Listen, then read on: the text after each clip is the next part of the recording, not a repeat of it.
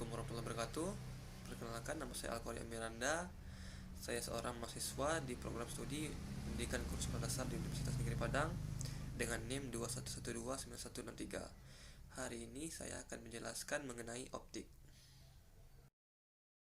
Kita masuk ke pengertian dari alat optik. Jadi alat optik merupakan alat yang bekerja berdasarkan pembiasan dan pemantulan cahaya. Alat optik dapat dibedakan menjadi dua jenis. Ada alat optik alami dan alat optik buatan. Nah, alat optik alami contohnya adalah mata. Sedangkan alat optik buatan contohnya dari buatan manusia seperti loop, kacamata, kamera, teropong, dan mikroskop yang berguna untuk pada kehidupan kita sehari-hari. Kita masuk ke alat optik alami, yakni mata. Mata adalah organ tubuh manusia yang berfungsi untuk kita bisa melihat. Nah, berikut ada bagian-bagian mata. Yang pertama ada kornea, yaitu bagian depan mata yang memiliki lingkungan yang tajam yang berfungsi untuk menerima cahaya yang masuk ke mata. Yang kedua ada iris, yaitu selaput di depan lensa mata yang membentuk celah yang berfungsi untuk mengatur lebarnya pupil dan memberi warna pada mata. Selanjutnya ada pupil, yaitu celah lubang lingkaran yang dibentuk oleh iris dan fungsinya untuk mengatur intensitas jumlah cahaya yang masuk ke mata. Selanjutnya ada lensa mata, yaitu benda-benda yang berbentuk cembung yang fungsinya untuk mengatur fokus cahaya sebelum masuk ke retina. Nah, bayangan yang dibentuk lensa mata ini bersifat maya, terbalik, dan diperkecil. Selanjutnya ada retina yang berfungsi untuk menangkap bayangan yang dibentuk oleh lensa mata dan terdapat bintik kuning yang peka terhadap cahaya. Ada saraf mata yang berfungsi untuk menyampaikan informasi ke otak apa yang dilihat oleh mata. Nah, agar dapat dilihat dengan jelas, bayangan yang dibentuk oleh lensa mata harus tepat berada di retina. Selanjutnya ada cacat mata.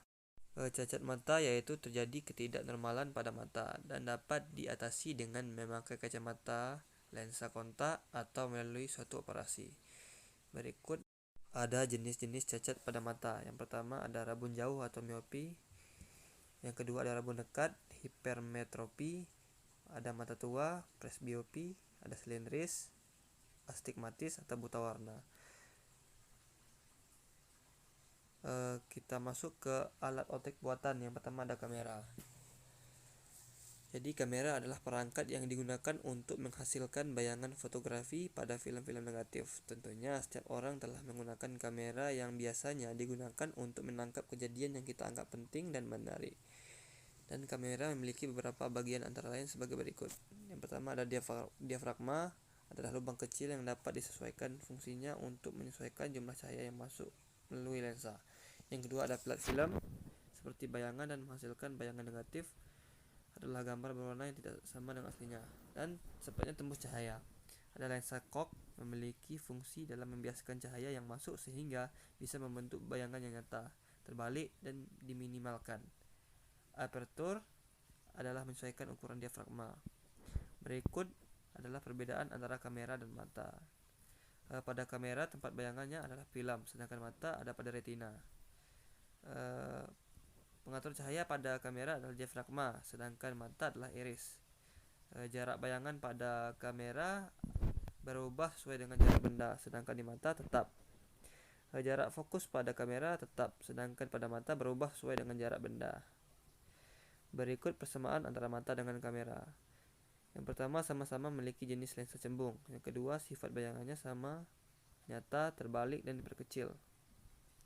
Berikutnya ada kacamata.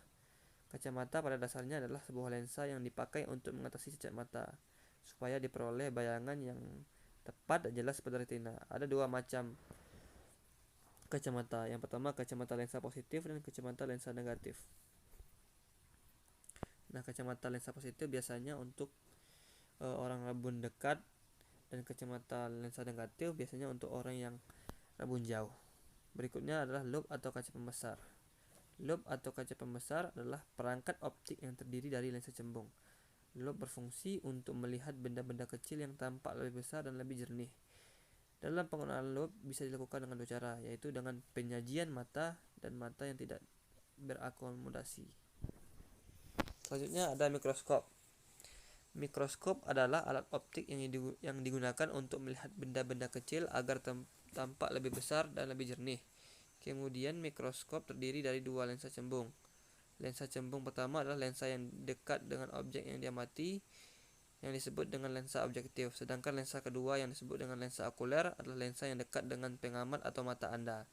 Sebuah mikroskop yang menggunakan dua lensa adalah mikroskop cahaya lensa ganda. Selanjutnya ada teleskop. Teleskop adalah teropong yang kita gunakan untuk melihat benda-benda yang ada di langit, misalnya bintang, satelit, dan planet. Dan teropong bintang juga disebut dengan teropong astronomi. Itulah yang dapat saya sampaikan. Wabillahi taufiq wal hidayah. Wassalamualaikum warahmatullahi wabarakatuh.